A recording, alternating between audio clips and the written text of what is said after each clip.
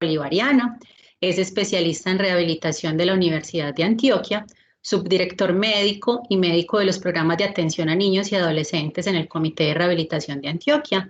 El doctor Carlos está certificado por la Universidad de Graz para la evaluación de los movimientos generales de Brecht en cursos básico y avanzado.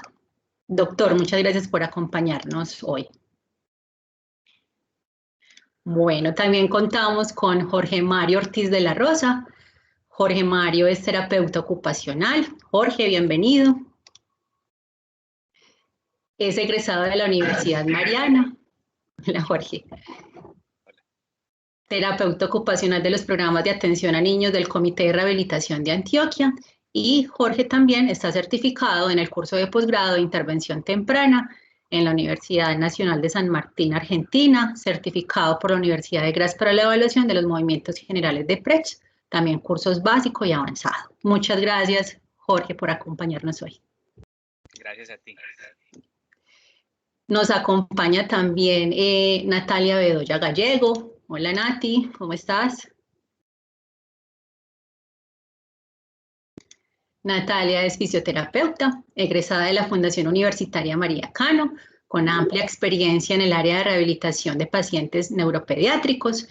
Nati es fisioterapeuta de los programas de rehabilitación infantil del Comité de Rehabilitación de Antioquia y también es docente adscrita de la Universidad CES.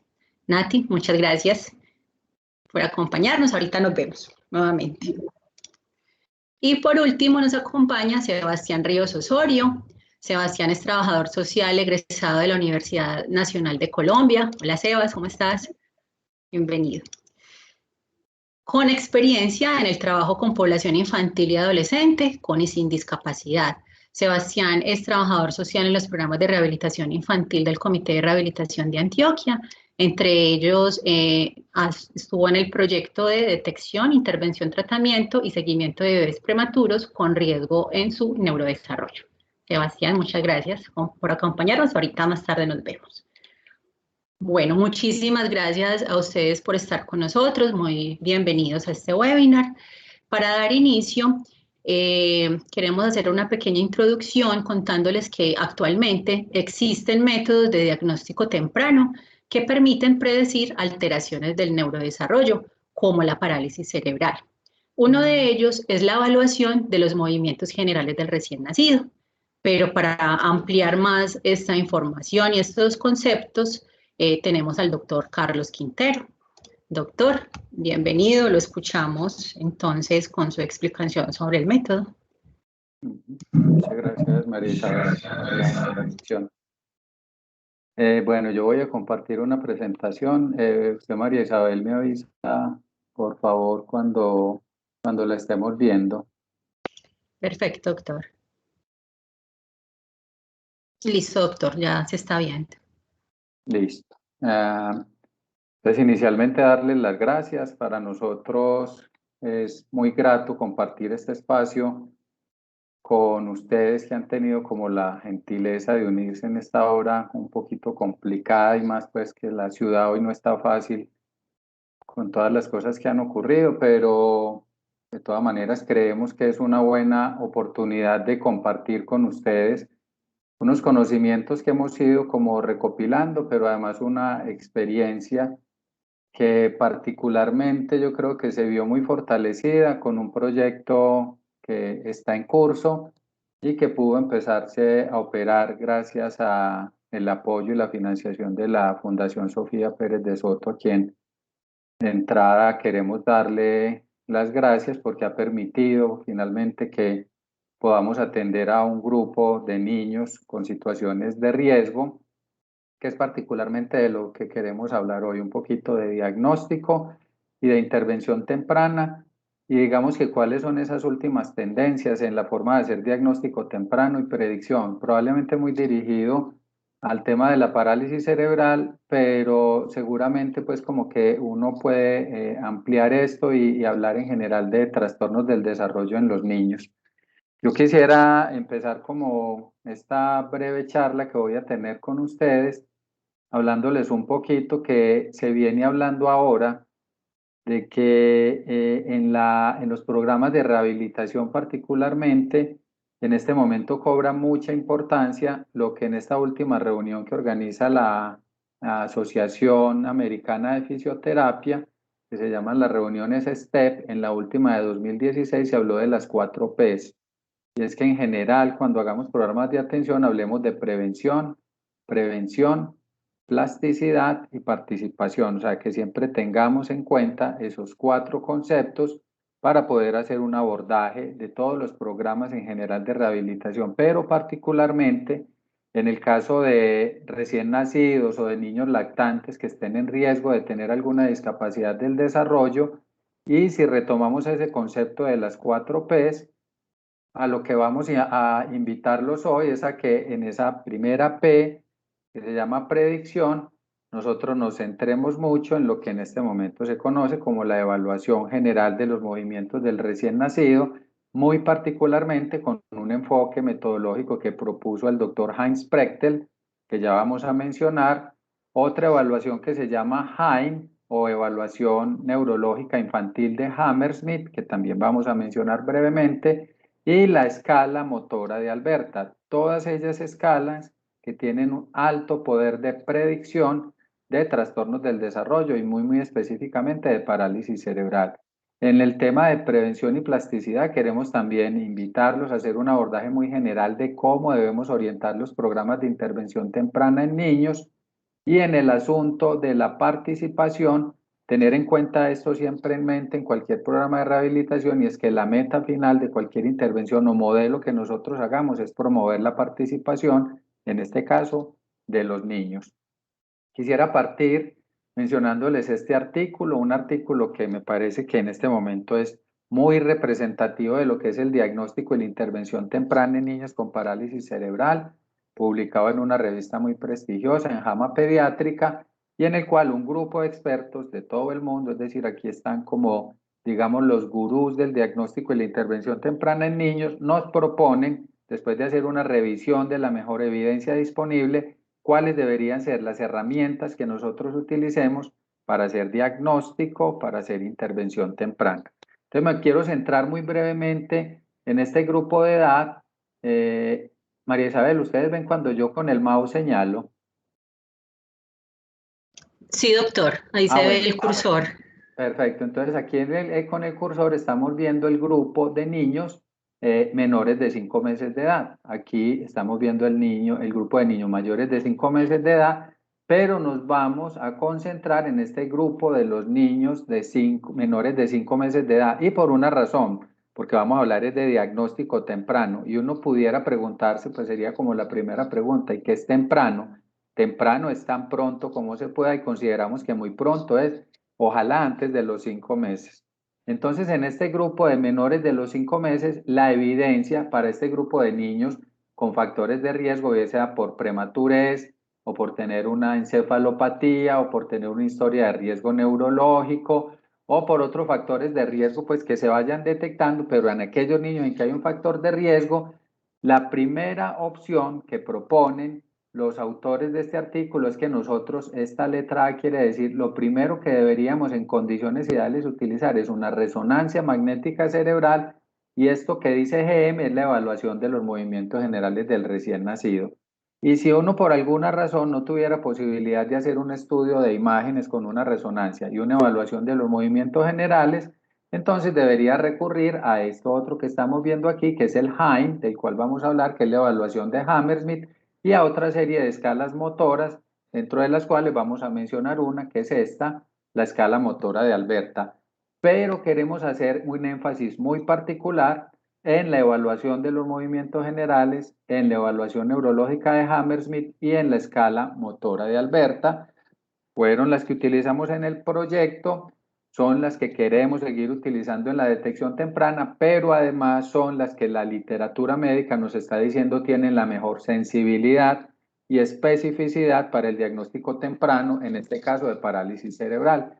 En esta otra revisión sistemática, ustedes logran ver cómo los movimientos generales del recién nacido tienen una altísima sensibilidad del 98% y una especificidad muy buena también del 91%. Incluso si se fijan, la sensibilidad y la especificidad de los movimientos generales del recién nacido resulta en algunos casos ser superior a la que hay con la resonancia magnética, que está entre 86 y 100% y una especificidad de 89 a 97%. Pero adicionalmente, si se fijan, miren que es superior al examen físico neurológico tradicional que nosotros hemos realizado. Con esto, lo que queremos decirles es que la evaluación de los movimientos generales del recién nacido en este momento constituye la herramienta más poderosa para la detección y predicción temprana, específicamente de parálisis cerebral, pero también hay estudios en otros trastornos del neurodesarrollo. ¿Esto de dónde salió? Esto salió de este señor que se llama Heinz Frechtel. Él fue el pionero en la evaluación de este tipo de movimientos. Como dato curioso y para los que aquí tengamos un poquito más de años, cuando uno los domingos se sentaba a ver Naturalia y aparecía doña Gloria Valencia de Castaño, aparecía esta imagen y a uno se le quedó guardada desde la infancia y este señor resulta que es el padre del comportamiento animal y que es el maestro de este otro señor que describe estos movimientos. Este es Konrad Lorenz, quien además fuera premio Nobel de Medicina, un zoólogo, biólogo, que se dedicó a interpretar las características del comportamiento animal. Heinz Frechtel, que además de ser biólogo fue médico neuropediatra, también empezó a estudiar el comportamiento, digamos que en este caso de los cachorros, pero de los cachorros humanos, y empezó a darse cuenta que tenían una forma muy particular de moverse desde que nacían y hasta los 5 meses de edad. Esto sentó un cambio fundamental, que es una cosa que nosotros queremos ser insistentes, y es que se pasó de la forma tradicional de evaluar a los recién nacidos, basado en los reflejos y en el examen neurológico tradicional, a evaluar su movimiento espontáneo. Un movimiento que se sabe ya temprano en la vida del fetico. A partir de la semana 9, el bebé ya empieza, en este caso el fetico, empieza a tener una serie de movimientos, pero muy particularmente unos movimientos que comprometen todo el cuerpo y que se llaman los movimientos generales del recién nacido. ¿Qué son esos movimientos? Son movimientos complejos que ocurren frecuentemente, que están presentes todo el tiempo en el bebé, lo cual permite que sea fácilmente observarlos, que involucran todo el cuerpo, incluyendo las extremidades, la cabeza, que tienen un inicio y un final gradual, y con una característica muy importante, y es que son fluentes, dando como la sensación de que el bebé está haciendo una especie de danza, y son variables, es decir, que todo el tiempo están cambiando como en la forma que tienen los movimientos. Y lo que es como más bonito de esto es que se describen desde la época fetal, después siguen en el pretérmino, pero a partir de que el bebé nace y hasta la semana 6 tienen una característica muy especial que se logró definir y estudiar muy bien y se le conoce como movimientos Writing. Y posteriormente, a partir de la semana 9 y hasta la semana 15 aparecen otros movimientos también muy específicos que vamos a ver muy rápidamente, pues porque este no es solamente un seminario de movimientos generales, sino un seminario web de toda la intervención temprana, pero que se llaman movimientos fidgety. Estos movimientos desaparecen alrededor del mes quinto, cuando el bebé ya empieza a tener actividad motora intencional y movimientos antigravitatorios. Pero hasta el mes 5, lo que es muy importante que tengan en cuenta es que el bebé se mueve espontáneamente y nosotros tenemos posibilidad de evaluar eso que se llaman los movimientos generales. A manera de ejemplo, entonces vamos a poner un videíto que filmamos dentro del proyecto que nosotros acabamos de ejecutar y que va a continuar, que se llama movimientos Writing. Entonces aquí tenemos una bebecita, en este caso es una bebé que, María Isabel, ¿están viendo el video? Doctor, en este momento está una diapositiva. Sí, ya se está moviendo. Ah, bueno, es importante que ustedes vean que esos movimientos de las piernitas, de los brazos, del tronco, son movimientos amplios, fluidos, elegantes. Vuelvo y les digo, este no es un seminario de movimientos generales. En algún momento esperamos como poder ampliar la información, pero lo que me interesa que vean en este momento es que esta bebé tiene una característica muy particular de moverse y es lo que se llama movimientos generales del recién nacido, tipo writing. Esto es como normalmente se mueve un bebé desde que nace y hasta más o menos las 6 semanas, un poquito más, pero digamos que hasta las 6 semanas. Y la alteración en ese tipo de movimiento es lo que nos permitirá detectar si ese bebé tiene algún riesgo, en este caso, por ejemplo, de tener parálisis cerebral. A este no le tapé la carita porque es familiar, es el sobrinito mío, entonces no tenía ya el permiso como de mi hermana, pero en este bebecito, en mi sobrino, vamos a ver lo que se llama movimiento fidgety, que es otro tipo de movimientos que aparecen ya entre los 3 y los 5 meses, o siendo más específico, entre la semana 9 y la semana 15. Son unos movimientos que, si se fijan, son un poquito más finitos que el que acabamos de ver en la bebé, o sea, son de un rango más pequeñito. ¿Los están viendo, María Isabel? Sí, doctor, se ve perfecto. Bueno. Entonces, este bebecito, ustedes ven que está moviendo las manitos, mueve las piernitas, pero hace una especie como de pequeñas contorsiones. Esto es lo que se llama movimientos de tipo fidgety, y el que estos movimientos estén presentes es lo que le dice a uno con un 98% de probabilidad de certeza que este bebé va a tener un neurodesarrollo normal. Cuando están ausentes o cuando están anormales es cuando hablamos que hay un riesgo de parálisis cerebral. ¿Qué fue lo que empezó a ver el doctor Prechtel? Él empezó a ver que los bebés tenían estos patrones de movimiento, pero posteriormente se dio cuenta que había bebés que tenían una forma distinta de moverse y describió entonces esto. Describió que durante la etapa de los movimientos writing podía haber estas anormalidades, lo que se llama pobre repertorio, o movimientos caóticos o movimientos cramped synchronized, y durante la etapa fidgety podía haber movimientos anormales o ausentes. Y esto, lo que ven en rojito, es lo que marca una alta probabilidad de que ese bebé vaya a desarrollar una parálisis cerebral. Por ejemplo, si durante la primera etapa que evaluamos el movimiento vemos que son cramped y después ya no vemos fidgety, ese bebé tiene una altísima probabilidad de tener una parálisis cerebral. O lo que es lo mismo aquí, si hacemos una trayectoria y varias evaluaciones de movimiento y vemos, por ejemplo, que la semana 33 eran espasmódicos, sincrónicos, y que eso se repitió varias veces, y que después no encontramos movimientos fidgety, el desenlace de ese niño va a ser una parálisis cerebral. Y ustedes se preguntarán desde ya, ¿y eso para qué es importante? Pues para poder hacer programas de intervención temprana y mitigar el efecto que produce la discapacidad.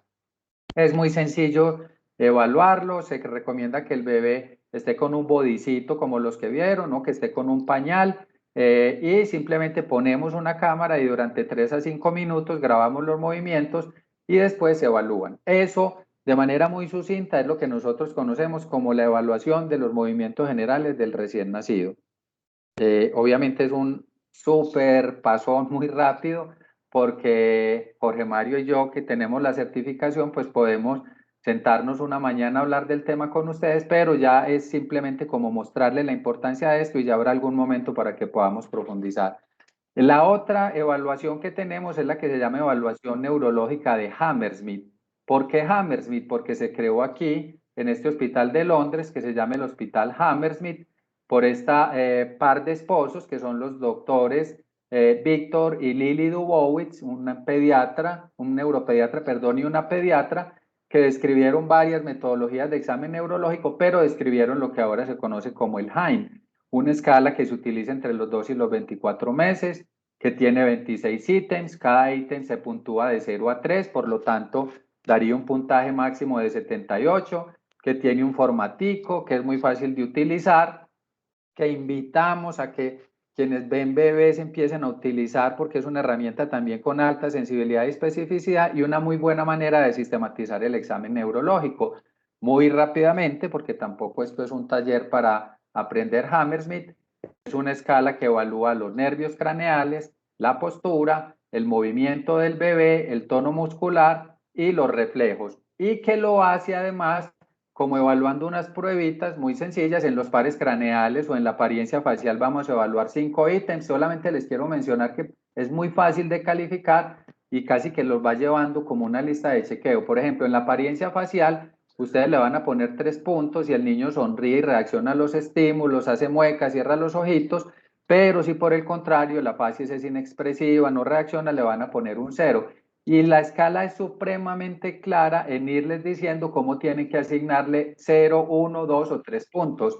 En la parte de la postura, entonces evaluamos, pues por cuestiones de tiempo no nos podemos detener. En la parte de los movimientos, que es como una mini representación de lo que les estaba hablando de movimientos generales, evaluamos estas dos cositas, la cantidad y la calidad. En las maniobras de tono muscular evaluamos 8 maniobras que seguramente muchos conocerán. La escala está disponible para que la bajen de internet, les podemos compartir información quienes estén en este tema del diagnóstico y la intervención temprana. La idea es que esto se empiece a utilizar bastante porque es una herramienta que nos permite, pues, de manera muy simple, a diferencia de los movimientos generales, que no es que sea enredado, pero requiere una certificación, esta la puede utilizar quien quiera y simplemente pues se hace como un entrenamiento muy básico en la parte de reflejos y reacción. ¿Y qué tenemos con esto?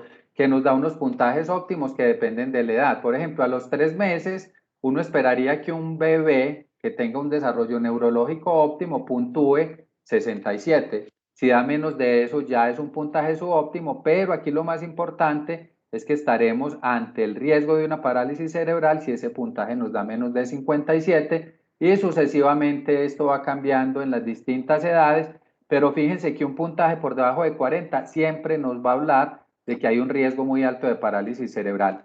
Adicionalmente existe abundante bibliografía con puntos de corte, por ejemplo, para decir si un niño va a tener una parálisis cerebral grosmotor 5 o grosmotor 1 y 2, o si se correlaciona más con una parálisis espástica o disquinética, y si además eso lo cruzamos con los movimientos generales, vamos a tener también mayores formas de hacer predicción, pero lo importante aquí es que todos esos estudios nos muestran, por ejemplo, miren esto, que si un niño entre los 6 y los 15 meses tiene un Hammersmith mayor de 54, muy seguramente va a tener marcha independiente y eso tiene una alta sensibilidad. O sea que eso es muy bueno para empezar a definir pronóstico y para poder responder a la pregunta que ustedes saben más inquieta a los papás, que es si mi niño va a caminar o no.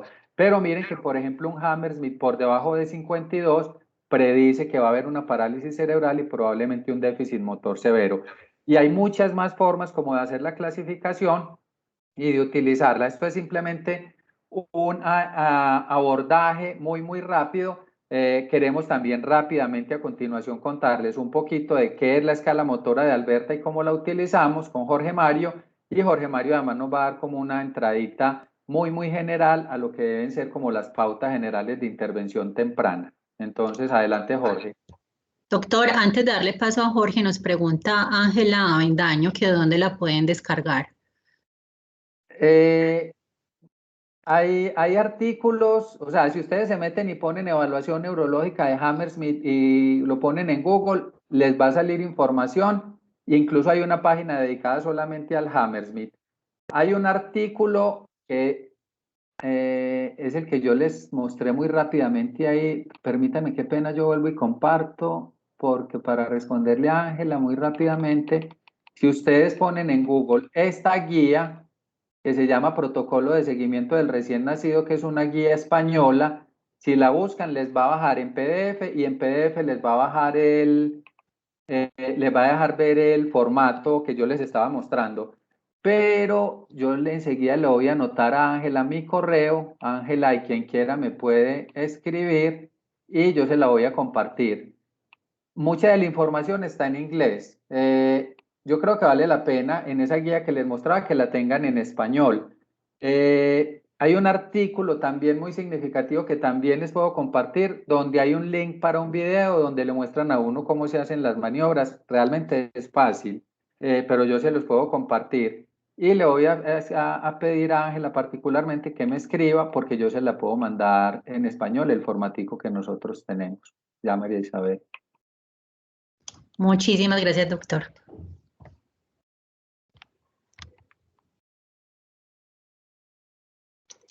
¿Me escuchan bien? Sí, súper bien. Excelente. Bueno, primero que todo, buenas tardes a todos o buenas noches ya.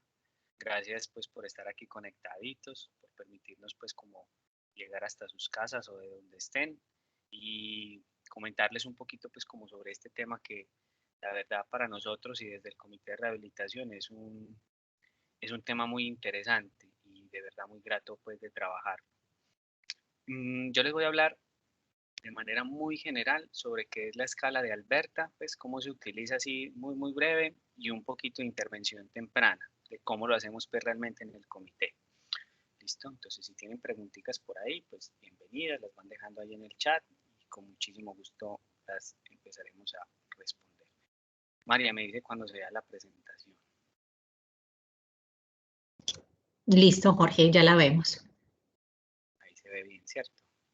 Sí, ya. Entonces, bueno, la escala de Alberta prácticamente es una herramienta que evalúa solamente el desarrollo motor grueso, no evalúa otras áreas del desarrollo, y eso es algo muy importante a tener en cuenta.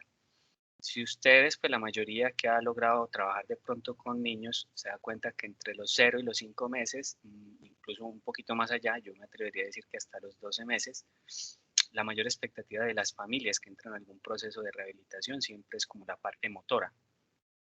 Entonces, digamos que esta escala nos permite, sin decir que el otro no es importante, ¿cierto? Pero esta escala nos permite como evaluar el desarrollo motor grueso de ese niño a la edad que tenga. En este caso, pues se puede utilizar desde el nacimiento hasta los 18 meses y cómo eso va evolucionando en el tiempo. La escala tiene 58 ítems que se pueden evaluar. Entonces, esos 58 ítems, digamos que se dividen en subescalas. Y esas subescalas están divididas como en prono, supino, sedente y bípedo. Para las personas que de pronto no están familiarizadas con los términos, se evalúa boca abajo, boca arriba, sentadito y paradito. La mayoría de ítems están facilitados en una imagen que les voy a mostrar en este momento, y realmente pues es muy fácil utilizarla. El objetivo pues de esta escala prácticamente pues es evaluar ese desarrollo motor, cómo está, si vamos bien, si vamos un poquito retrasados. Nos va a dar información pues tanto a nosotros que evaluamos al niño como a los papás pues acerca de las actividades que el niño muy seguramente ha dominado, o las que posiblemente deben ser estimuladas o las que se están desarrollando, y medir pues en este caso el desarrollo motor grueso a lo largo del tiempo, incluso antes y después de una intervención. Y bueno, también esta escala se puede utilizar en investigación. Esta escala se puntúa 0 y 1. 1 es para todos los ítems que uno observe y 0 pues es para los que nosotros no observamos. Al final pues de la valoración nosotros sumamos cada puntaje de la subescala, o sea, lo que nos da cada escalita, o sea, cuánto puntaje nos dio sentadito, cuando lo evaluamos sentadito, cuando lo evaluamos boca arriba, cuando lo evaluamos boca abajo, cuando lo evaluamos paradito. Todo eso se suma y se lo pasa pues como a un percentil del desarrollo, que ahorita yo les muestro pues como también una imagen, donde eso nos va a decir pues que más o menos en qué percentil se encuentra el niño. Esos percentiles van entre 5 y 90. Entre el percentil, de todo lo que esté por debajo del percentil 5, nos dice y nos alerta muchísimo de que ese niño o ese pacientico debe entrar sí o sí a un proceso de rehabilitación rápido y urgente. Todo lo que esté por arriba de 5, entre 5 y 10, digamos que es urgente, pero no tanto pues como si estuviera por debajo de 5, pero sí o sí tiene que empezar un proceso de rehabilitación. Y por encima de 10, pues digamos que la cosa no es tan alarmante, podemos hacerle un seguimiento e intervenir si fuese necesario. Esto más o menos es el formatico pues como de la página inicial. Estos son, aunque se ven muy chiquitos, no sé si los alcancen a ver, pero más o menos estos son las posiciones o las posturas pues que evalúa la escala. Entonces esto es estando boca abajo, esto es estando boca arriba, esto es estando sentadito. Hay varias pues, posiciones que el niño puede hacer y se evalúan, y eso estando paradito. Digamos que el objetivo final de este proceso es la marcha y otras habilidades motoras que el niño logra. Esta es la imagen de los percentiles. Entonces, esta escalita, como les decía, va desde el nacimiento, desde los 0 meses hasta los 18 mesecitos. Y dependiendo pues del puntaje que nos da, 5, 10, 15, 20, 25, y de la edad, obviamente a esta edad hay que corregirle la edad, se hace en edad corregida, se lo ubica pues en el percentil correspondiente pues al puntaje que ha tenido. Eso en términos generales pues es la escalita. Y les voy a hablar un poquito, pues, como de la intervención que en este momento estamos haciendo en el comité, y uno de los principios o sí, uno de los principios que manejamos en esta intervención es que nosotros entrenamos, apoyamos y hacemos un seguimiento constante a la familia. Para nosotros la familia es un eje fundamental durante los procesos de rehabilitación, entonces la medida de las posibilidades, tanto los terapeutas como todo el equipo que está dentro del proceso, procuramos empoderar a esas familias para que los procesos sean como lo más óptimo posible y que realmente haya un impacto positivo tanto en el niño y en su desarrollo como en sus familias. Muchas veces ustedes saben que no se puede hacer absolutamente nada con ciertos diagnósticos en términos del pronóstico, pues por decirlo así. O sea, sabemos si posiblemente un niño tiene un daño neurológico grave, severo, sabemos que posiblemente va a ser una parálisis cerebral y eso no lo podamos quitar, por decirlo así. Entonces necesitamos mínimamente apoyar a esa familia dándoles buenas herramientas y siendo claro con la información de lo que debemos hacer y cuál es el camino que debemos seguir. En nuestras intervenciones trabajamos mucho las acciones motoras repetitivas y trabajamos mucho el enriquecimiento ambiental. Estas dos cosas se unen todas en una sola cosa y es el juego y las actividades dirigidas que hacemos tanto en el contexto terapéutico como en el hogar. Cuando hablamos de acciones motoras repetitivas, estamos hablando pues como de ciertas posiciones que nosotros trabajamos con los niños a través del juego que permiten pues como que ellos generen ciertos patrones de movimiento. Y el enriquecimiento ambiental pues hace referencia como a lo que tengamos en el hogar, ¿cierto? O sea, no todas las familias tienen los mismos recursos y la misma capacidad para hacer ciertas cosas que nosotros en el centro de terapia sí hacemos y los materiales que tenemos. Entonces procuramos con lo que tenemos en la casa y con las actividades cotidianas, que es una cosa importante, pues trabajar con los niños y las familias se han sentido un poquito más seguras y acompañadas. Entonces hablar pues de intervención temprana prácticamente sería pues ¿qué es la intervención temprana? Entonces son todas aquellas actividades pues que nosotros dirigimos hacia el niño y la familia desde el momento pues que tenemos al niño en el proceso, ¿cierto? Desde que detectamos un riesgo en el desarrollo. ¿Desde cuándo se inicia? Lo antes posible, como lo decía el doctor, o sea, apenas sospeche o tenga ya claridad de qué es lo que pasa con el niño, qué posiblemente puede pasar, hay que arrancar. ¿Qué actividades se realizan? Yo creo que las actividades que se realizan son más dirigidas, como les decía, a la familia y al entorno, que es donde hemos visto realmente el impacto. Nosotros, personalmente hablando, pues no tenemos métodos o técnicas específicas, porque creemos fielmente pues de que los niños a través del juego y de ciertas actividades que están dirigidas obviamente por un personal que sepa del desarrollo, tienen muy buenos resultados y eso lo hemos logrado ver pues a lo largo de los procesos de rehabilitación. Sin decir con esto, porque hay ciertas técnicas que apoyan muchísimo el desarrollo del niño, entre ellas pues está como la terapia de restricción, que es una terapia que se utiliza sobre todo en niños que tienen hemiparesia y que ha tenido buenos resultados en cuanto a la función motora de ese hemicuerpo afectado. Los contextos donde se debería hacer la intervención temprana, creo que es en donde se pueda, en la casa, cuando los saco al parque, pues ahora por la pandemia no, pero son todos los contextos donde yo pueda de alguna otra manera estimular al niño y ayudarles a desarrollo, sin decir con esto pues que todo el tiempo tengo que estarle haciendo algo específico, porque realmente desde que los niños están en el hogar y son expuestos pues como al ambiente, siempre están estimulados, obviamente de una u otra manera, pero siempre están estimulados. Lo importante es que esos estímulos que les damos en esos contextos sean como los más adecuados y apoyen pues el desarrollo.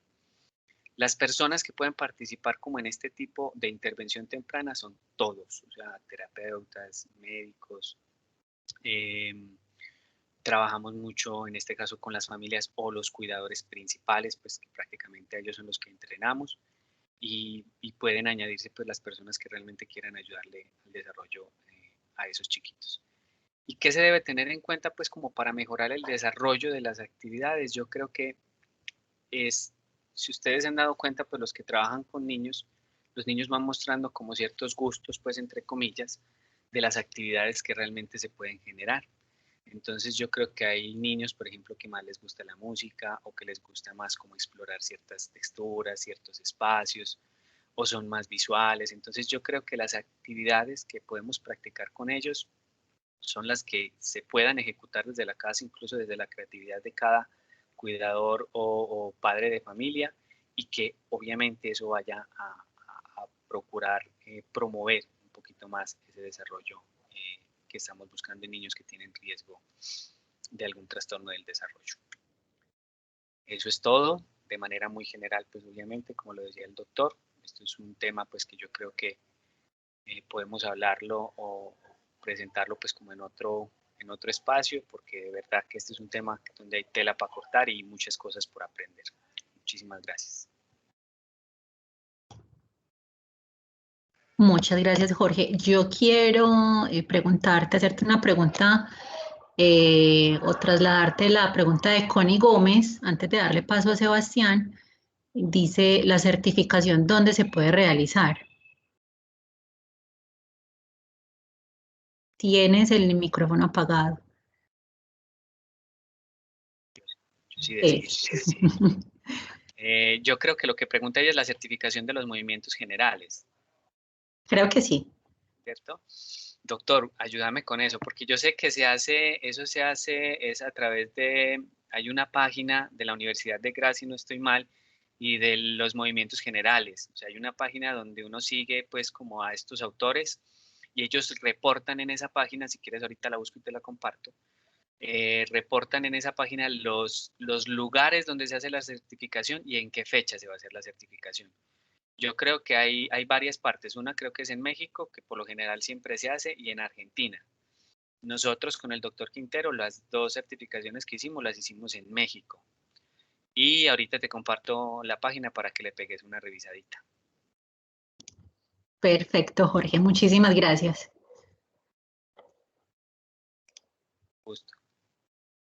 Hola, Sebastián. Hola María, ¿cómo están? ¿Ya me ven? Muy bien, ¿y tú? No, aún no. ¿No? Nada. ¿Cómo están? Ya, ahora sí. Ahora sí, ahora sí. Bienvenido seas. ¿Cómo han estado? Espero que todos hayan tenido un buen día, un día poco caótico, pero bueno, ya estamos acá. Muchas gracias a las casi 25 personas que han estado conectadas en el webinar y yo les voy a hablar de un aspecto muy importante en estos procesos de atención y es de la intervención psicosocial con familias en estos procesos que se adelantan con los niños y con las niñas. Voy a mostrarles, perdón, la presentación. Ustedes me dicen si se ve. Creo que sí. Regálenme un segundito. Espérenme, qué pena que... Bueno, creo que ya. No, todavía no, Sebas. Espérenme que creo que ya. Ahora sí, ¿cierto? Ahora sí. Ahora sí, bueno. Entonces, yo les voy a hablar de la intervención psicosocial con familias teniendo en cuenta algo muy importante. Si nosotros no involucramos a las familias en los procesos de atención que se adelantan con los niños y con las niñas, especialmente desde temprana edad, va a ser muy complejo poder hacer un acompañamiento integral en los procesos de atención. Y todo esto hace parte de un modelo biopsicosocial que desde el Comité de Rehabilitación lo hemos venido trabajando. Por eso, en la medida en la que yo les voy a hacer la exposición de esta atención psicosocial, ustedes van a darse cuenta que voy a hablar de aspectos que ya Jorge Mario tocó, que ya el doctor Carlos tocó, y que finalmente nuestras áreas lo que hacen es entrelazarse y ser transversales en el proceso de intervención. ¿Para qué? Para hacer un acompañamiento integral a las familias que nos acompañan dentro de los procesos. Entonces, voy a hablar principalmente de una manera como muy rápida, por un tema también de tiempos, y es de los pasos o de los momentos que nosotros tenemos en esa intervención psicosocial con familias. Cuando hablamos de intervención psicosocial, desde el Comité de Rehabilitación, hablamos de atención desde áreas como trabajo social y como psicología.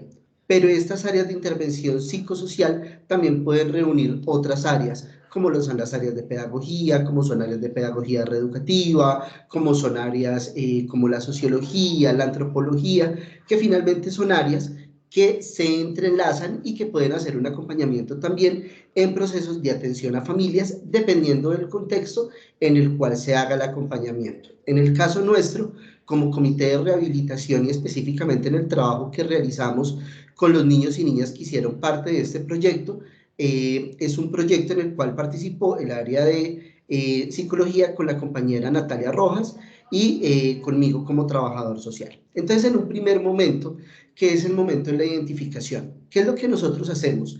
Identificar esas características familiares. ¿Quiénes son las familias con las cuales vamos a trabajar? Allí entran aspectos teóricos, pero que son muy importantes desde la intervención. Por ejemplo, la identificación de cuál es la tipología de las familias, quiénes son trabajadores sociales o quiénes son psicólogos o psicólogas, pueden estar un poco más familiarizados con el tema. Cada familia tiene un nombre, una característica, y esa característica es denominada tipología. Entonces, voy a ponerles un ejemplo. Una familia que está compuesta por papá, mamá y su hijo o sus hijos o sus hijas es una familia nuclear. Si a esta familia nuclear llega un miembro de la familia extensa, como por ejemplo la abuelita o el abuelito o el sobrino, la sobrina que llegó a estudiar a la ciudad, automáticamente esta tipología cambia de nuclear a una tipología extensa. O si papás se separan y queda solamente papá o mamá viviendo con uno de sus hijos, va a ser una familia monoparental. A partir de la identificación de esas características familiares es que también comenzamos a hacer una identificación de los contextos. Ahorita Jorge Mario hablaba de los contextos de intervención. Es muy importante en ese primer momento poder identificar cuáles son esos contextos que van a ser los acompañamientos, quiénes son esos miembros de la familia, dónde viven, cuál es su procedencia cultural, nivel de escolarización, nivel religioso, a nivel de acompañamiento, es una familia rural, es una familia urbana, es una familia migrante, porque tuvimos también durante este proceso muchas familias que son migrantes y que necesitan un acompañamiento. Entonces, esto nos ha permitido enriquecer esta identificación inicial de las familias con las cuales hemos trabajado. En un segundo momento, hacemos una definición de acciones en la intervención. Esta definición de acciones en la intervención lo que nos va a permitir es que los recursos de los profesionales van a estar enfocados hacia esas características que cada una de las familias tiene. Y a partir de esas características que las familias tengan, comenzar a plantear cuáles van a ser esas acciones que van a acompañar los procesos de intervención de manera integral, de manera transversal, y que de una u otra manera dialoguemos de manera integral también con los compañeros de las otras áreas. Y hacer un reconocimiento de esos recursos familiares. Voy a poner un ejemplo. Si hablamos de hacer planes caseros con nuestras familias, pero identificamos que es una familia en la cual el nivel sociocultural no es muy alto, o que la persona que hace el acompañamiento es una persona que no lee o es una persona que no escribe, hay que replantear la manera en la cual vamos a acompañar ese proceso desde el recurso familiar. Hay familias que tienen muy buenas capacidades desde el aspecto económico, pero el acompañamiento de sus hijos y de sus hijas está en la niñera, en la cuidadora, en la familia. Entonces, esta familia que aparentemente desde el recurso económico puede hacer el acompañamiento, ¿quién es la persona que desde el acompañamiento en la atención va a estar acompañando y cómo vamos a potenciar ese recurso familiar? En un tercer momento ya empezamos a hablar de la intervención y hablamos de la intervención familiar a partir de esas acciones que se han planteado, en el cual es importante que esta atención sea integral, en la cual involucremos a los distintos cuidadores, que no solamente se involucre la mamá, también que se involucre el papá, que se involucre la abuelita que los va a cuidar, que se involucre la tía que está pendiente de ellos, que se involucren los hermanos en el caso de tenerlos. Y a partir de esa intervención familiar se hace un acompañamiento mucho más amplio y mucho más integral en los procesos de atención. Y finalmente tenemos la intervención en contexto, y ahorita Jorge Mario lo decía, en el caso de los bebés tienen unas condiciones en su acompañamiento, y más teniendo en cuenta la pandemia, en el cual muchos de ellos, su contexto principal es su vivienda, y muchas veces cuando asisten a programa Canguro, cuáles son los acompañamientos y las atenciones que reciben por parte de los especialistas en estos programas. Entonces, esa intervención en contexto nos permite potenciar todos los acompañamientos que se requieren y que se necesitan en los procesos de atención. Y finalmente viene una etapa 4, que podría ser la culminación del proceso de atención, en donde estamos hablando de bebés. Estos bebés se identifican unos riesgos en su neurodesarrollo o se identifica que hay unas condiciones que hay que estar alertas. Eso va a implicar que este proyecto de vida familiar muchas veces tenga una transformación. Y esa transformación de este proyecto de vida familiar a partir de un diagnóstico o a partir de una sospecha o a partir de unos niveles de alerta va a generar también que las familias esos recursos que tienen, que se plantearon inicialmente en ese proyecto de vida familiar, tengan ese enfoque y es en el obtener los mayores niveles de independencia y autonomía, pensando siempre en un futuro y pensando siempre en que estos bebés en algún momento van a crecer. Y a partir también de sus capacidades y de sus habilidades, queremos potenciar los acompañamientos que ellos necesitan. Y finalmente viene la culminación de la atención, en donde hacemos un acompañamiento integral a las familias para que ellas también conozcan cuáles son esas redes de apoyo institucionales en las cuales ellos pueden depositar su confianza, en la cual ellos pueden solicitar apoyo, acompañamiento, en caso de que se requiera alguna atención adicional con sus hijos o con sus hijas.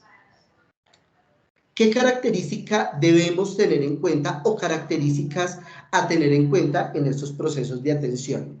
Principalmente voy a nombrar estas 6, porque es muy importante hacer esta identificación de estas características a partir del reconocimiento de las familias con las cuales vamos a trabajar. Esto solamente lo hace un área psicosocial. La experiencia en estos procesos nos ha enseñado que no. Muchas veces las familias generan un vínculo, generan una cercanía con compañeros no necesariamente de un área psicosocial, sino de un área terapéutica, como lo es un terapeuta ocupacional, como lo puede ser una fisioterapeuta, como lo puede ser una fonoaudióloga, y muchas veces las familias se sienten más tranquilos de compartirles aspectos de su historia, de sus hitos familiares a ellos. Al nosotros hablar entonces de un modelo biopsicosocial en el cual hacemos un acompañamiento integral, muchas veces esta información los compañeros no las comparten a medida también de la autorización de las familias de esa posibilidad de compartir la información para poder ser aspectos a acompañar. Entonces, ¿qué son los hitos familiares? En primer momento, qué pena con ustedes, un hito familiar son esas condiciones o esos aspectos dentro de la historia de vida de esa familia que marcan. Un hito familiar puede ser un momento muy positivo, un viaje, un premio, la compra de la casa, la compra del carro, llega la mascota, pero también un hito familiar pueden ser situaciones que pueden llegar a ser catastróficas o situaciones inesperadas, como por ejemplo, ¿cuál? El fallecimiento de un familiar significativo, una pérdida significativa a nivel económico, un cambio de residencia, que eso lo hemos vivido bastante con las familias migrantes. El tema del desplazamiento acá en Colombia es uno de los hitos familiares más significativos que pueden llegar a marcar un proceso de intervención con estos bebés y que finalmente son procesos que se van trabajando porque muchas veces estos hitos familiares pueden llegar a ser una barrera o un facilitador en el acompañamiento. Y lo que buscamos es que las familias generen aspectos desde la resiliencia que les permitan superar esos momentos que hayan sido difíciles. Hablamos de los vínculos familiares. Voy a decir algo que puede llegar a sonar muy controvertido. El hecho de yo tener una familia o de convivir con unas personas no significa que yo a todos los quiera, ni significa que todos sean importantes para mí. Y eso lo vivimos en el día a día. Y muchas veces esto pasa con nuestros niños y con nuestras niñas. Hay familias que al ver que su hijo tiene una condición, simplemente lo dejan de lado. Voy a quedarme con mi hijo que no tiene ninguna dificultad en su neurodesarrollo, o mi hijo que tiene un desarrollo normal esperado para la edad. Mientras que estos otros niños que reciben un acompañamiento termina asumiendo los otros miembros de la familia, un tío, una tía, el abuelo, la abuela, los hermanos mayores, o solamente el papá, o solamente la mamá, o cómo estas relaciones dentro de los subsistemas familiares pueden llegar a afectar estos acompañamientos, dificultades entre la pareja, separaciones, temas de comunicación con miembros de la familia. Entonces, todas estas situaciones que acompañan desde los vínculos familiares, nosotros también les hacemos acompañamiento e intervención. Esos duelos que se generan en las familias.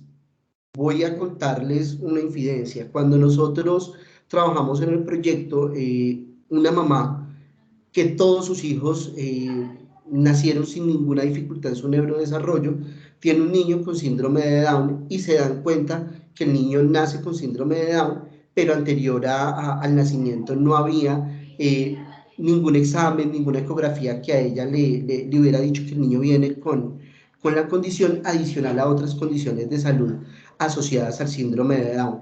Esta mamá automáticamente inicia un duelo. Y esta mamá en ese duelo se culpabiliza por la condición que su hijo tiene.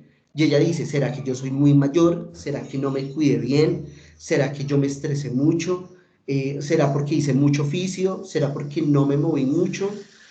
¿Hasta qué momento las familias llegan a tener en esos duelos la culpa de una condición que finalmente no hay culpabilidad? Entonces, ¿cómo nosotros también acompañamos desde esos duelos que se generan por una condición, los acompañamientos con las familias, las expectativas que se generan? Niños que sabemos que o identificamos que van a tener muchas dificultades para lograr hitos en su desarrollo, como sentarse, caminar, gatear, hablar. Y las familias tienen esa expectativa: quiero que mi hijo camine, quiero que mi hijo corra, quiero que mi hijo juegue. Y sabemos que hay que tener espera para saber cómo esas condiciones de ese neurodesarrollo se van a ir dando y saber si efectivamente el niño o la niña va a lograr estas expectativas que la familia tiene, y cómo esa expectativa que la familia tiene, en caso de no lograrse, nuevamente se puede convertir en un duelo, y cómo desde ese duelo debemos potenciar para que la familia, desde sus capacidades y desde sus capacidades, puedan llegar a generar una resiliencia ante esa situación y puedan superar esa adversidad que se les está presentando en el momento.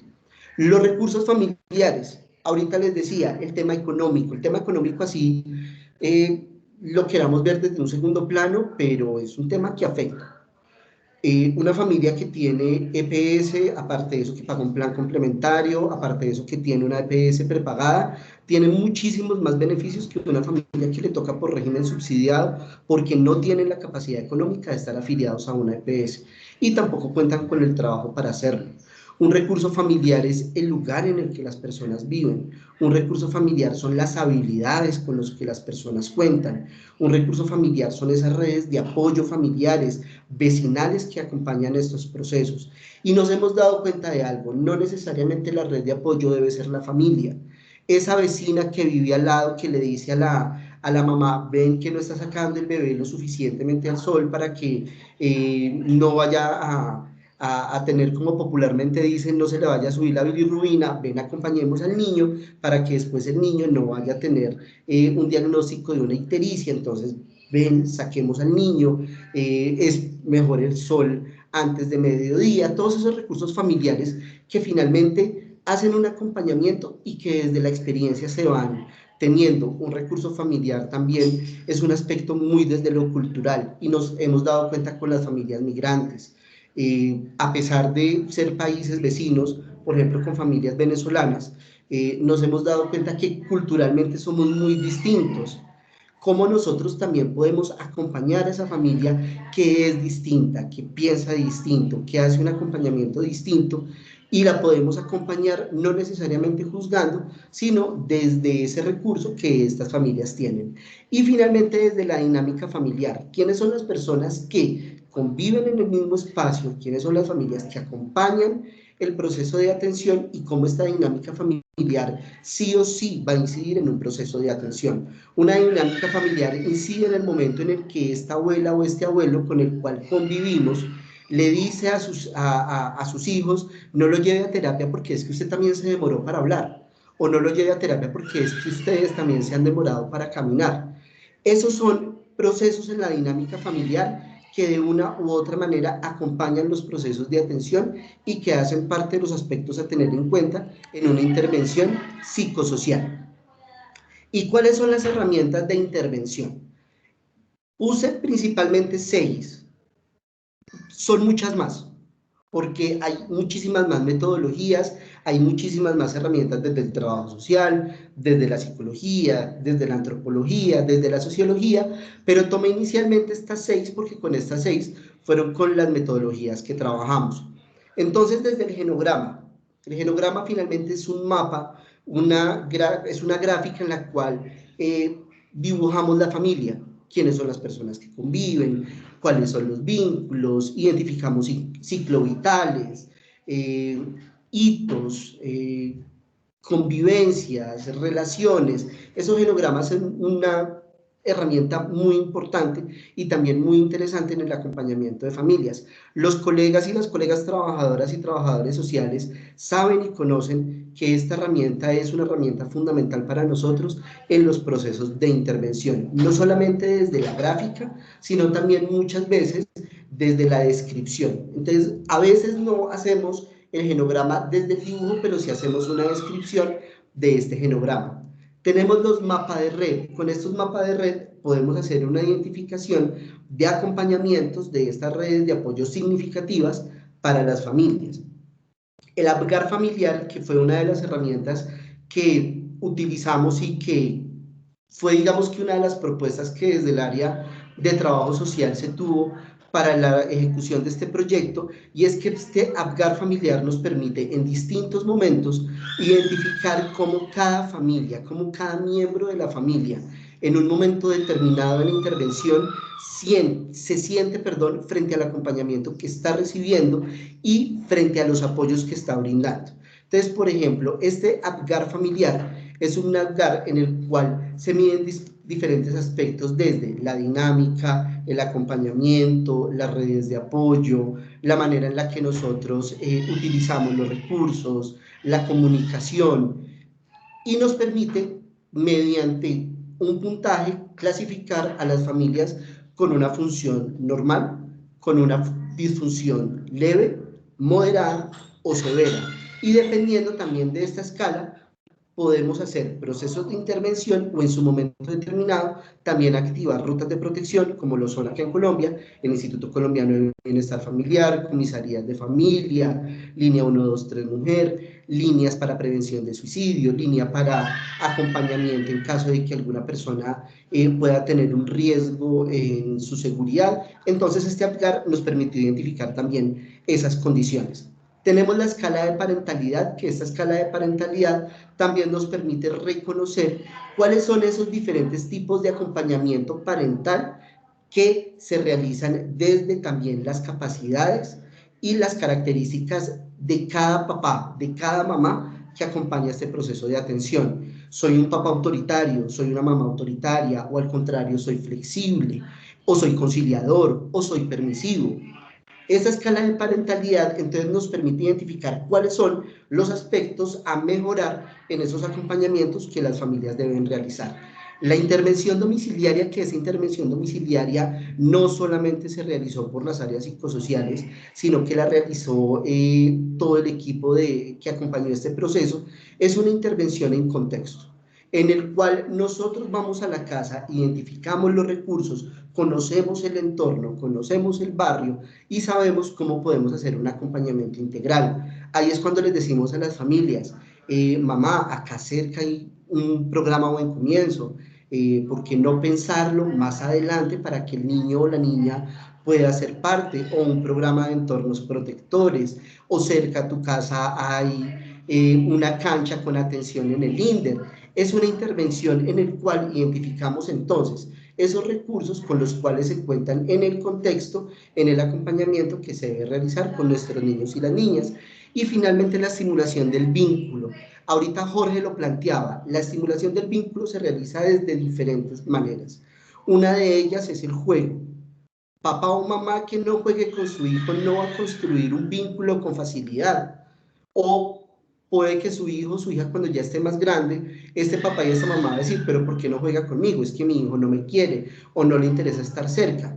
Pero ¿cuál es la manera en la que nosotros también estimulamos ese vínculo? Mediante el juego, hacemos ese acompañamiento, mediante los masajes, mediante acciones de estimulación temprana, mediante acompañamientos también con estimulación sonora, visual, física, todo el tema del estímulo que con los niños es tan importante manejarlo desde los primeros días de vida. No hay que esperar a que los niños estén grandes para jugarle. Uno con un bebecito recién nacido perfectamente puede jugar. Lo importante es que este estímulo sea acorde a la edad y también a las capacidades. Y el objetivo es acompañar a las familias para que ellos aprendan también diferentes aspectos y metodologías para realizar este estímulo. Ahí yo les acabo de hacer un resumen muy breve, muy breve de estos aspectos desde la atención psicosocial que hicimos en este programa, en este proyecto de intervención y diagnóstico temprano de riesgos en el neurodesarrollo, y también esa intervención psicosocial nos permitió afianzar mucho más la interdisciplinariedad que desde el Comité de Rehabilitación promovemos en la atención con nuestros pacientes. No sé si alguien tenga alguna pregunta, duda. Se va a hacer en el chat. Hasta el momento no hay más preguntas, pero si las hay, pues entonces ahorita un momentico las respondemos. ¿Listo? Muchísimas gracias, Eva. Claro que sí, María. Bueno, ya hemos abordado entonces toda la parte conceptual, los métodos, pero nos falta hablar un poquito de la experiencia del proyecto para finalizar el webinar. Y para eso entonces tenemos a Natalia Bedoya. Hola Natalia, que está acá con nosotros. No sé, Nati, si también te pasa lo mismo, pero estamos en pleno cacerolazo. Eso les iba a decir, ahí Sí. disculpan un poquito el ruido, pero estamos en pleno cacerolazo. Incluso si escuchan los ladridos del perrito es porque se asusta. Bueno, a todos muy buenas noches, espero que estén súper bien, muchas gracias por estar con nosotros este ratico. Bueno, las personas que todavía siguen conectadas, les voy a contar a grosso modo el proyecto que tuvimos. Fue algo súper lindo. Fue un proyecto con prematuros, tuvimos 20 niños que nos permitieron tener una excelente experiencia, donde nos dimos cuenta, o a nivel personal pude sacar 3 cosas muy importantes. La primera es el abordaje interdisciplinario, lo importante que es. Acá todas las áreas tuvimos muy clara la meta, el objetivo. Uno era vigilar y estimular el neurodesarrollo de los niños. 2, teníamos que empezar a ser muy juiciosos con el uso de las herramientas evaluativas. ¿Por qué? Porque realmente cada uno aplica sus evaluaciones de cada área, que somos muy específicos, pero no nos habíamos dado como a la tarea de identificar herramientas, y entre todos estudiamos y empezamos a implementarlas, que el compañero Jorge y el doctor Carlos Quintero les hablaron, y realmente les puedo decir que después de aplicarlas yo puedo dar evidencia que sí sirven, porque con cada aplicación pudimos identificar que chicos empezaban a tener un riesgo alto que se iba a desencadenar en alguna patología. O simplemente observábamos chicos que daban unas valoraciones muy buenas, y evidentemente en esos 8 meses que tuvimos a los chiquis pudimos ver que llevaban un neurodesarrollo óptimo. Y lo tercero es que cada área pudo poner su granito de arena, pudo empezar a hacer una aplicación de las estrategias de neuroestimulación. Como les decía Jorge, nosotros no implementamos técnicas específicas, sin embargo, también este proyecto nos permitió empezar como a estudiar, a pellizcarnos y buscar más cositas para que cada vez nuestras intervenciones sean más buenas. Y nos dimos cuenta de un método que es Catona, que es también un método de diagnóstico, pero también de tratamiento. Entonces empezamos como a estudiarlo, y de una u otra forma Jorge también empezó a implementarlo. Aquí, en esta forma de intervención, también pudimos hacer un abordaje tanto específico como grupal. Entonces, en ese específico logramos poner cada área nuestros conocimientos de rehabilitación. Entonces aquí logramos, todo es basado en el juego. Podemos decir que porque en el juego a temprana edad, sí, desde muy pequeñitos podemos implementarlo. Empezamos a enseñarles a las familias cómo es la estimulación sensorial, multisensorial, cómo proveer al niño de muchos estímulos del ambiente, movimientos, estimulación sinestésica que les permite a los niños ir enriqueciendo ese cerebrito que está con toda esa plasticidad cerebral al 100% para ir tratando de minimizar esos riesgos o ir tratando de evitar que esos riesgos sean mayores. Entonces pudimos centrarnos en cada bebecito, dar pautas muy específicas para empezar a estimular el control cefálico, movimientos ya con más propósito, pero también tuvimos la otra parte de hacer atenciones grupales, donde fueron grupos muy pequeños. Pero acá las familias podían compartir sus experiencias, podían aprender grupalmente, entonces eso también fue muy valioso, porque de forma grupal brindábamos estrategias más a partir del juego, más de estímulos de goce y disfrute en el diario vivir. Entonces las familias también identificaron, es que tenemos momentos específicos para hacer técnicas específicas, pero en el día cotidiano, pues en el día a día, también tengo la oportunidad de mecerlo, de hacer un juego de cosquillas, de hacer un masajito, de hacer un montón de cosas que también están estimulando el desarrollo de nuestros niños. Entonces, como les digo, fue porque esto lo vamos a continuar, un proyecto súper enriquecedor.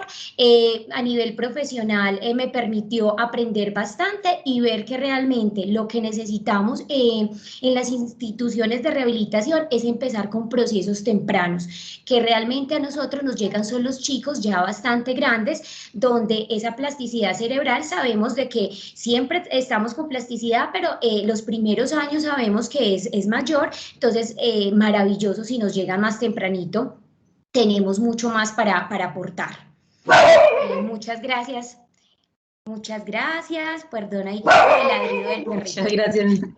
Ya se estaba despidiendo también. Por acá veo a Sebastián que tiene la mano levantada. Sebas, ¿nos quieres decir algo? María, sí, pues de pronto para contarles también un poquito desde la experiencia en el proyecto. Ese proyecto, como ahorita Natalia les dijo que eran de 20 familias, se decidió que estas 20 familias fueran familias que principalmente tuvieran dificultades para acceder a servicios de atención por su EPS o por el régimen de salud en el cual se encuentran. Entonces, estas familias, y ahí hay que hacer un agradecimiento grandísimo a los programas Canguro del Hospital General y al programa Canguro que queda ubicado en el sector del Poblado, porque ellos fueron quienes finalmente nos dieron la información de las familias para poder hacer estos acompañamientos y esta atención.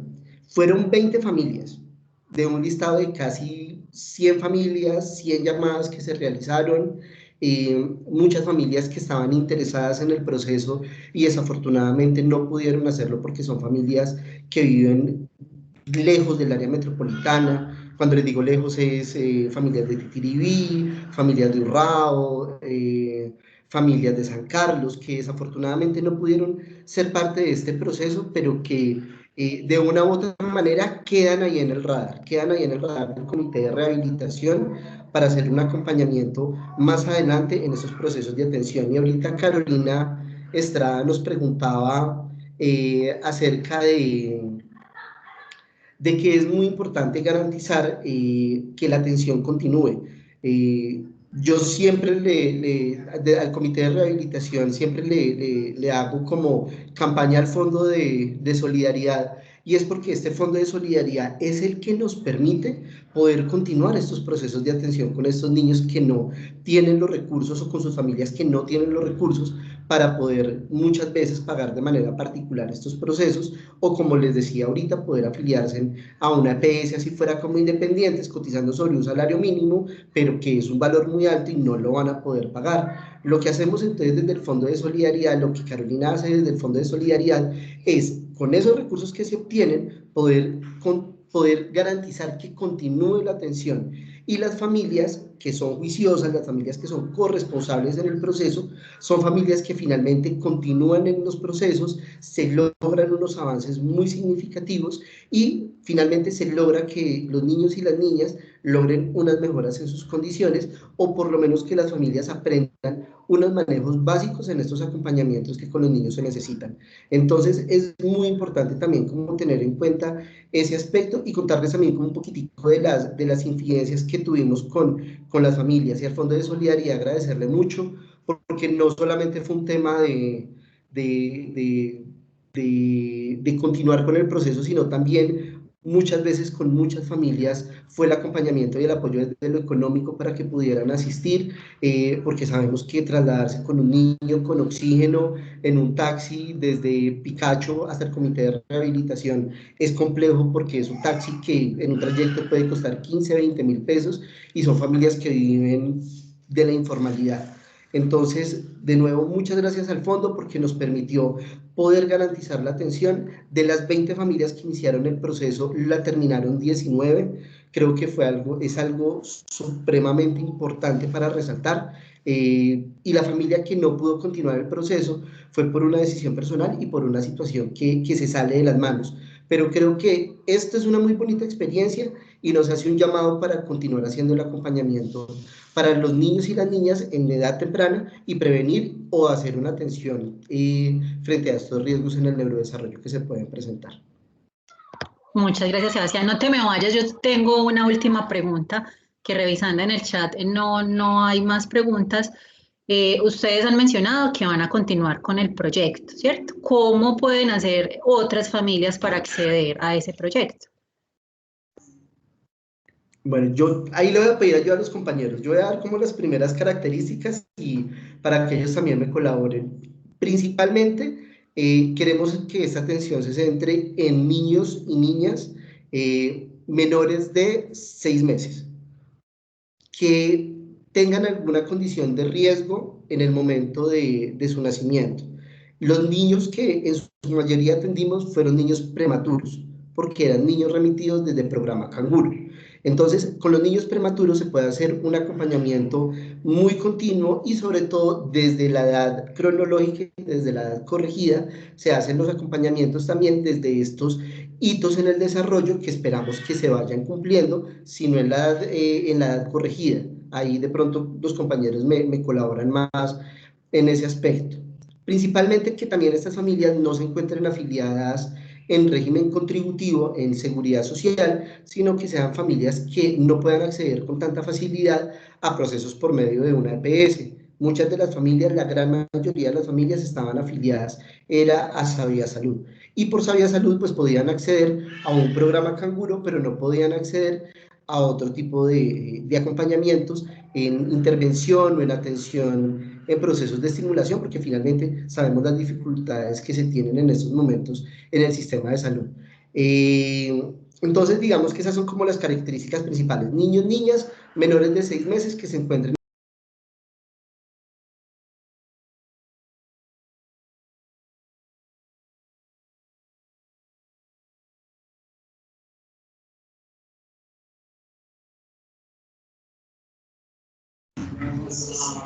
Seba, yo de manera general lo que puedo decir es que programas de diagnóstico temprano y de seguimiento deben ingresar todos los niños con algún factor de riesgo. Estamos todavía en pañales en Colombia. A un programa de estos, que pues obviamente 20 niños no es nada frente a la dimensión que tiene, digamos, voy a mencionarlo en términos de problemática, es porque estos niños generalmente no son atendidos, y muchos de ellos son los niños que después vamos a ver con discapacidad. A un programa de estos, independientemente de ese que estamos ejecutando, debería ingresar todo niño prematuro por debajo de la semana 37, que hay niños prematuros extremos, prematuros tardíos también, pero todo niño prematuro, todo niño a término con una encefalopatía hipoxico-isquémica o con un sufrimiento fetal que haya generado alguna hipoxia, todo niño con cardiopatía congénita, con deformidades congénitas,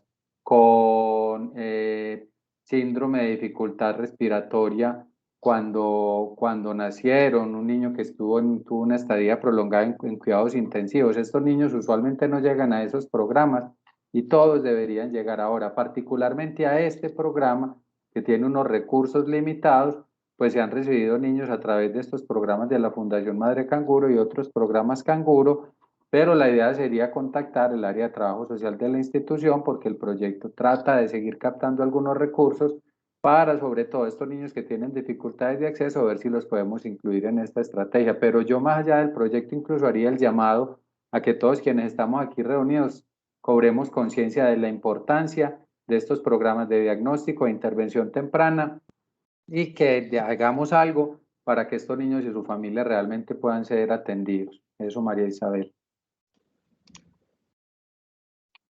Muchas gracias, doctor. Sí, precisamente ya para finalizar, esa era la conclusión de la importancia de este tipo de programas de atención, de intervención temprana, pero también, como lo decían Jorge y Sebastián, es importante que también las familias inicien con una estimulación temprana en sus hogares, para también ir reforzando muchísimos aspectos. Yo los invito entonces, doctor Carlos, Jorge, Sebastián, Natalia, que prendamos las cámaras para que nos despidamos, para darles las gracias por haber participado en este espacio y compartirnos esta maravillosa experiencia.